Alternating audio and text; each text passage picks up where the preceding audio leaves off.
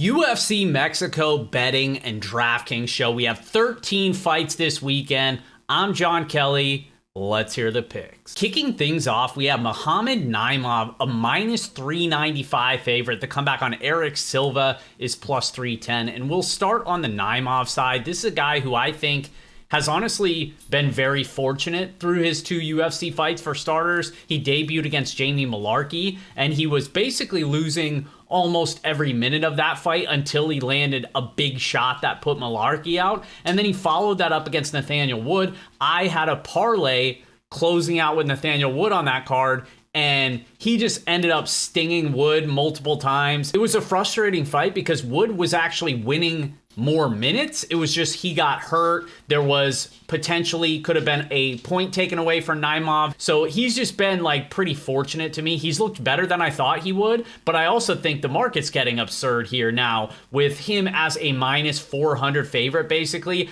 I think that's ridiculous here. I know Eric Silva is not some stud by any stretch, but Silva is not a bad fighter. He previously fought over in Lux Promotion. That's a Mexican regional scene, so he's going to have the home crowd here. He comes from like a karate striking style background, but he does have explosive power. Most of the time, he's only striking to set up his takedowns, to go to that ground game, because he does have a solid ground game. He's a pretty sneaky submission grappler as well, pretty solid at taking the back. The main concern with Silva is the durability, the gas tank, and the age, because now he's 37 years old. The cardio's never really been all that great. They're fighting at elevation this week. There's multiple concerns with Silva, but I still can't get to this number because I think at worst, Silva's going to have opportunities not just on the feet if Naimov wants to just stand up and measure against him face to face, but also on the ground. I actually think Silva could control him potentially here and threaten with the submission. So I think Silva's live as an underdog here. I think the most likely outcome is that Naimov probably gets to him later and lands something big and knocks him out. But in terms of DraftKings, I do see myself getting more of the underdog here. It's mostly due to price, and I'm hoping that the field isn't going to treat him the same as me, but I think Silva has significant upside this week. Which brings us to our next fight in the flyweight division, as Felipe dos Santos comes in as a minus 305 favorite. The comeback on Victor Altamirano is plus 245, and we'll start on the dos Santos side. He made his UFC debut on short notice against Manuel and gave him a lot more than he was expecting and that we were expecting. He looked pretty solid in that spot in his UFC debut, considering all the circumstances, but I also think that he's got some holes in his game as well, particularly when it comes to the defensive grappling. You have seen him taken down on the regional scene. You have seen him get held down at times as well, but when he's on the feet, he's throwing constant volume. He's got power. He trains out of shoot to box. He's a training partner of Charles Oliveira, and he's got a ton of those switch kicks, front kicks, a powerful kicking game. But to me, it's the cardio and it's the output, because he can keep a high pace for 15 minutes if needed. And I think that'll be key here against Victor Altamirano, who I've referred to as the budget version of Brandon Royval, who's also happened to be fighting on this card against Brandon Moreno in the main event. But I think Victor Altamirano's the budget version of Royval in that he wants to move forward, spam volume. He's got some powerful kicks, but he really doesn't have any power. He's not a huge finishing threat, and he struggles defensively like Royval on the feet as well because he fights with his hands down. Now, Altamirano has been able to mix in some takedowns here and there, but you have also seen him get taken down and get controlled as well. He's also not known for having the best gas tank. A lot of these fights where he's pushing a pace in that third round, he's definitely huffing and puffing, and the volume starts to slow to a degree. I think if that happens here against dos Santos, I favor dos Santos. I think he should be a favorite here, and I think he gets it done down the stretch. We're going dos Santos by decision. That's the official pick. Which brings us to our next fight, as Dennis Bondar comes in as a slight favorite at minus 115. The comeback on Ronaldo Rodriguez is minus 105. And we'll start with Bondar. He's 0-2 in the UFC, and his UFC run here has been nothing short of tragic because he's had multiple fights fall off. He's had multiple weird things happen in his fight. His UFC debut against Malcolm Gordon, he basically popped his elbow out of joint. Like, it was disgusting injury there, so he lost by TKO. And then, of course, his most recent fight against Carlos Hernandez, where he was pretty much getting beat the entire fight, but then towards the end, he really started to get tagged, and Hernandez basically picked him up, slammed him on the mat, and finished him with elbows for a TKO victory. But then when they looked back at the review, they said it was actually due to a headbutt after the slam.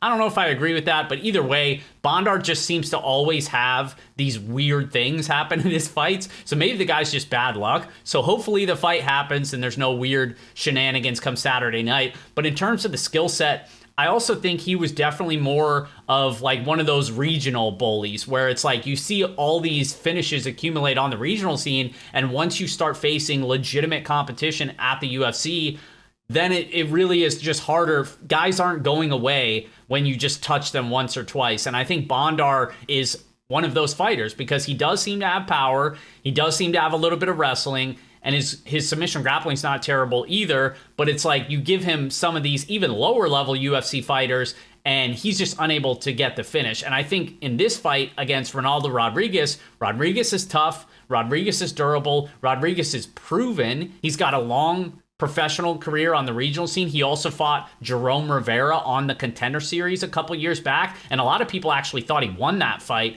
It was very competitive. He landed multiple takedowns there. The big problem that I have with Rodriguez and why I didn't end up betting him this weekend is the volume, because while his boxing is good, he's got sneaky good submissions as well, a tight guillotine choke. He's not terrible on the mat either. But the volume just really isn't there. A lot of these fights, he's just waiting and letting his opponents go up on the scorecards with volume while he's just looking for one of those powerful hook counters. And if he's unable to have those big moments or get a finish, then I worry that he's going to be able to win it on the judges' scorecards. So on this one, I do slightly favor that this fight does go the distance. So I'm going to side with Bondar. I think he's just the more active fighter that I can count on in this fight. So that's the reason I'm going to be going with him. So we're going Bondar by decision. That's the official pick. Next fight up, we have Fair Zeyom, a minus 218 favorite with Claudio Puelles on the comeback at plus 180. And we'll start on the Zeyom side. This is a guy who's always been very technically sound on the feet. He comes from a high-level kickboxing background, and he's very sharp defensively. He makes it hard for his opponents to get off on volume, but he's also low volume himself. A lot of these fights, he's just not doing a ton in terms of the output. He's, pumping that jab, but not landing a ton, holding guys up against the fence, but not necessarily grappling.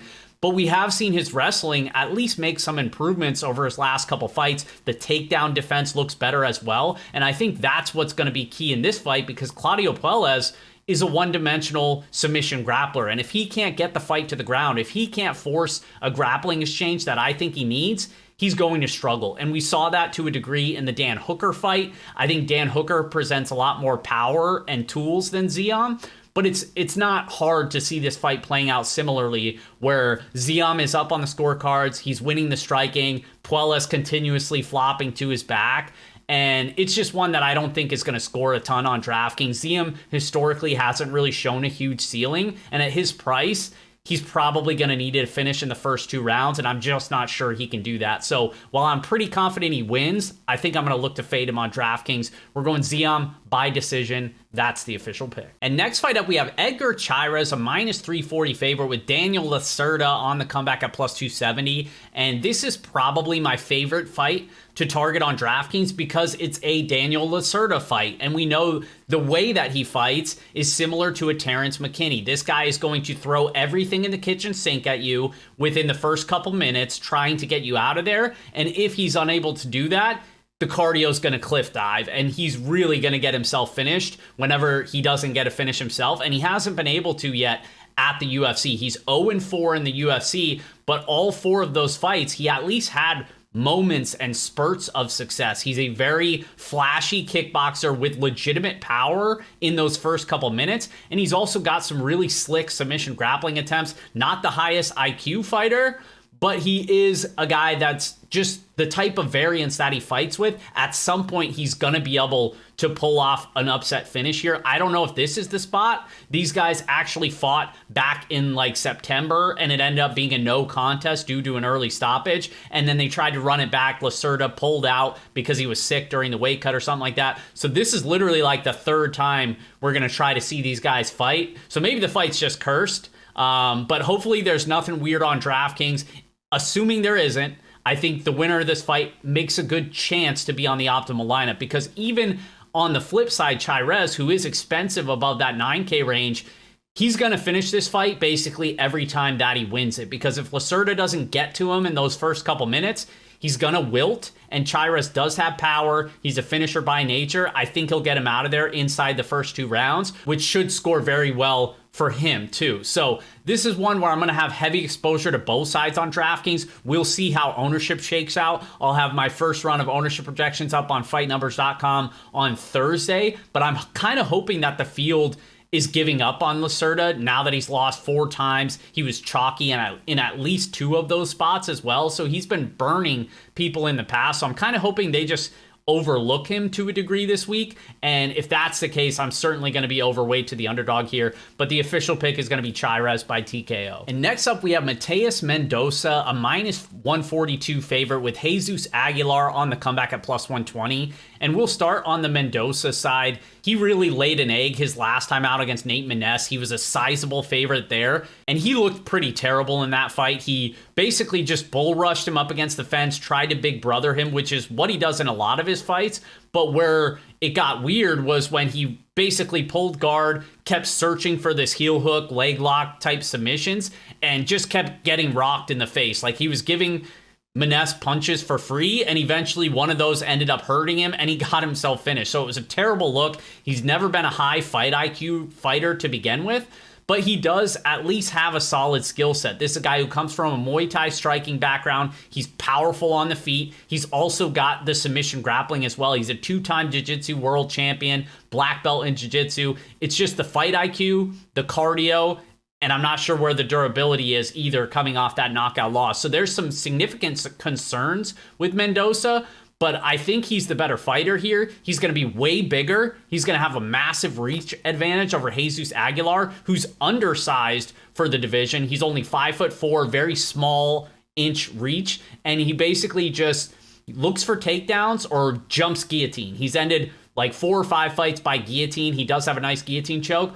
But if he's unable to get the takedowns, I'm just not really sure how he's going to win this fight against Mendoza unless it turns into a fight where Mendoza's gassing, which, again, we're fighting at elevation. That's definitely possible. And if you haven't yet, check out the article I did on fight cards at elevation. Basically, I went back and looked at the last 10 years of data of cards where it was fought at high elevation, places like Denver, Colorado, Broomsville, Colorado, Mexico City, all the Mexico City cards, and Salt Lake City as well. And basically just manually tracked how many fights went to decision, how many fights finished, et cetera, et cetera. It's all up on fightnumbers.com, and I put a link in there to the spreadsheet. So if you guys want to check that out, feel free and let me know what you think. But back to the matchup, I think if Aguilar's unable to pull off a submission here, I actually think Mendoza is going to big brother him a little bit. And I think Mendoza is live to pull off a submission as well. He's really looking for those heel hooks a lot of the time.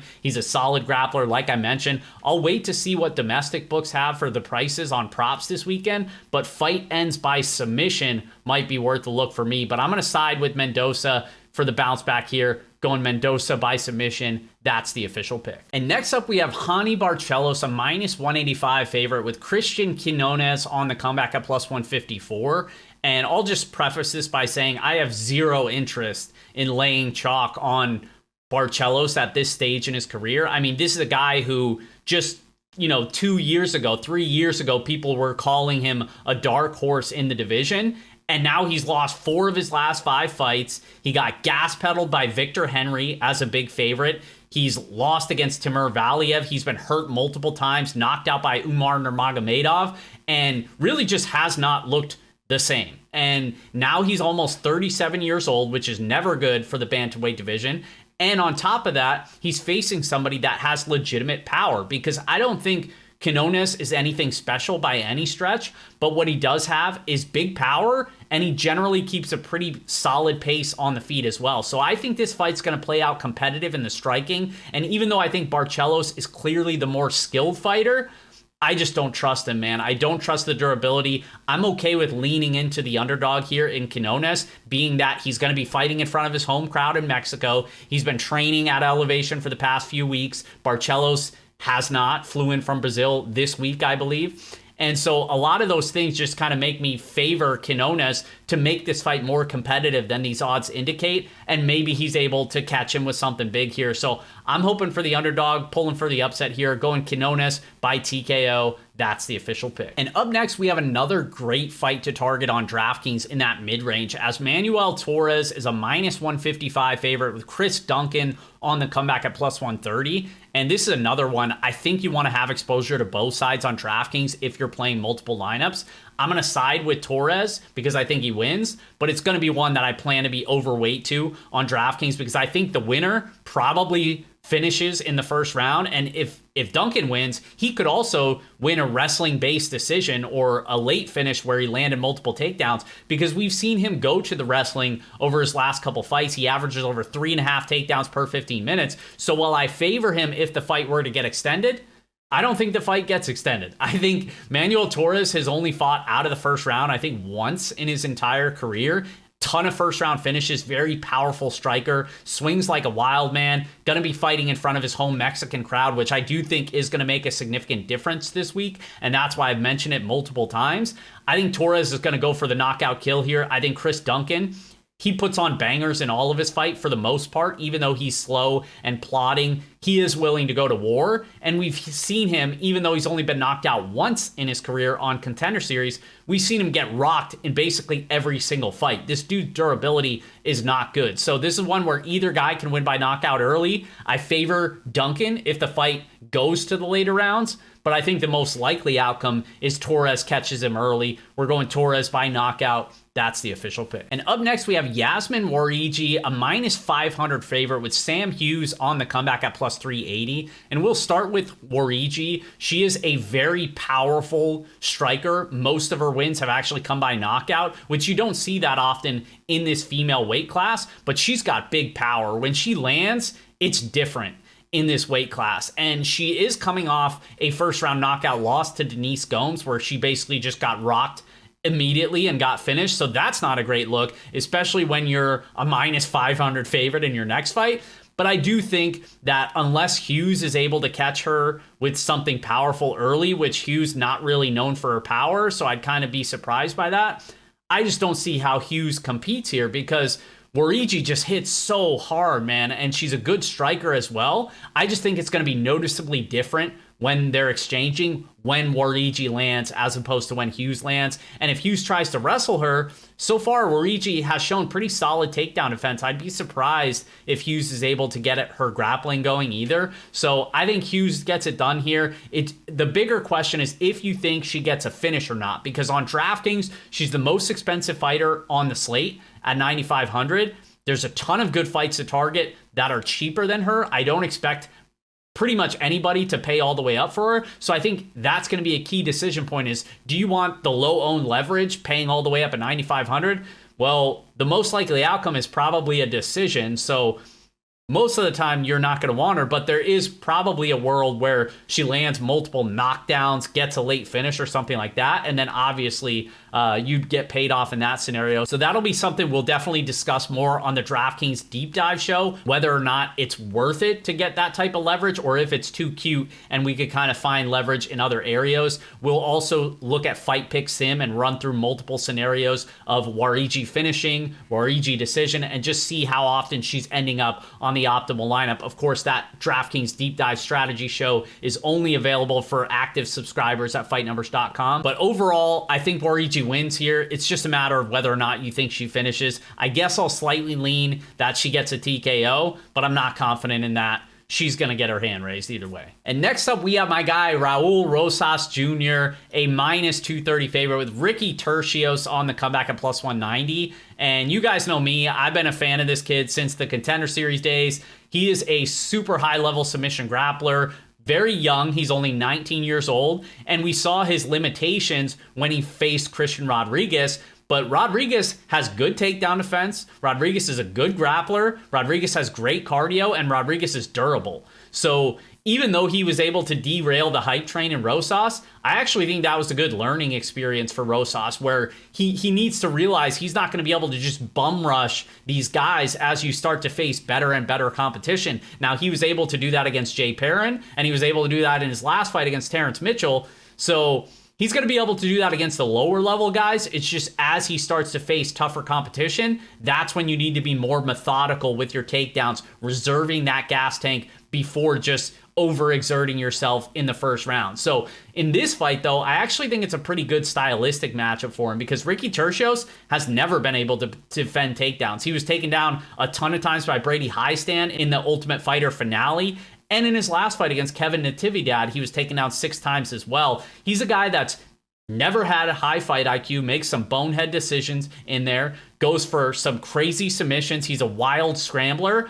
But the difference is you might be able to scramble against Highstand and against Natividad. These guys are not control submission grapplers. They're more of a wrestling base, whereas Rosas has the wrestling, but he's also got really good grappling, and he's good at finding the back. And once he has your back, you are zip tied. You're not going anywhere. So I'd be surprised if Tercios is able to get those scrambles and get his get-ups here. And I don't trust him if he's going to be rolling around on the mat long enough against Rosas Jr. I don't trust him to stay alive there. So even though he's never been submitted in his career, I think it happens for the first time in front of the Mexican home crowd. This kid's a star. Get behind him. Rosas Jr. by submission. That's the official pick. Next up, we have Daniel Zellhuber, a -278 favorite with Francisco Prado on the comeback at +225. And we'll start with my guy, the Golden Boy, Daniel Zellhuber. And yes, I will refer to him as the Golden Boy. He's no longer the Toilet Boy because he cashed a giant parlay for me at UFC Noche. So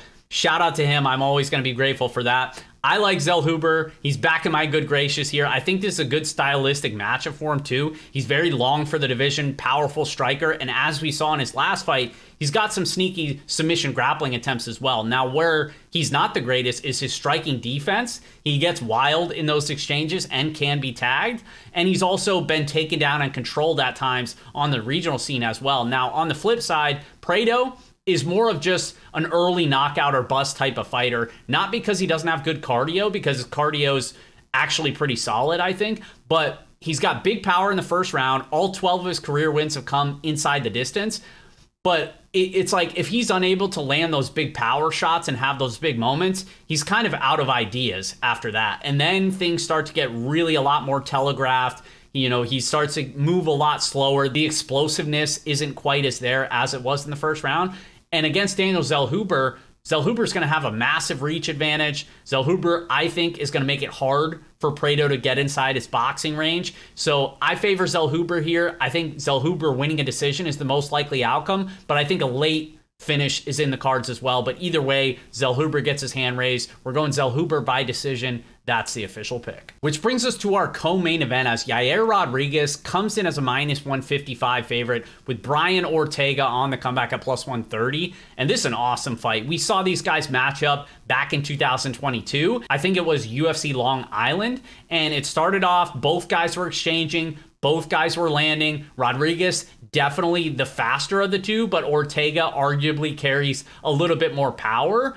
But what I noticed was Yair was actually really good at shucking off those takedown attempts of Brian Ortega early. Now, Ortega did get him down once, but then ended up blowing out his shoulder, and that's why he's been out for so long. So now they're running it back. Rodriguez is now the favorite, and I think that's actually correct, because even though I kind of lean towards Ortega in that first matchup, I'm going the other way now, because all of those things considered, I like the more active fighter who's fought at elevation multiple times. He's going to be fighting in front of his home Mexican crowd who's going to be behind him. And in a fight where I think both guys are going to be landing, I think you're getting the bigger pop when Yair lands, obviously. But I also think the takedown defense has been much better than it has in previous fights. So if he's able to keep things on the feet, then I think he's going to be the one landing, especially as the fight goes on. Ortega arguably could have some ring rust as well coming off the lengthy layoff. And I just trust Rodriguez to kind of want it more at this stage in his career. I'm going to need to see it from Ortega here.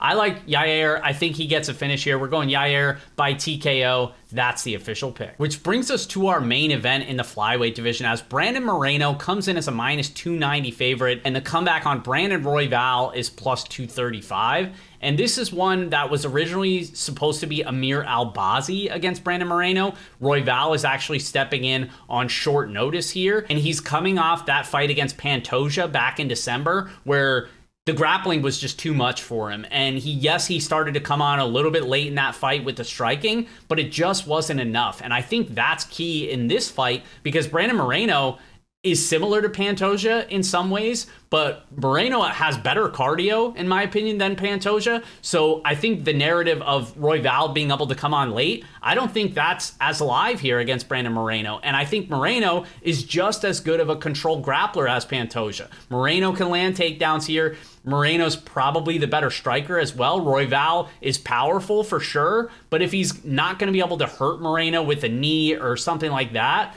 then I think Moreno's going to be winning the minutes here. And similar to Pantoja, when he's starting to get tired or when he's struggling on the feet, he can just lean on those takedowns, because Royval has never been able to defend takedowns. He's willing to accept bottom position, and we know that's just not going to look good in terms of the optics on who's going to be winning these rounds. So I think the line probably getting a little bit wide here, but I do think Moreno's the rightful favorite, and I think he gets it done in front of his home crowd. We're going Moreno by decision. That's the official pick. And as always, guys, fightnumbers.com will have my DraftKings player rankings. It'll have my ownership projections as well, a bunch of other stuff. Be sure to check it out. Do me a favor, like the video and subscribe to the channel. I definitely appreciate it, and I'll catch you guys next week.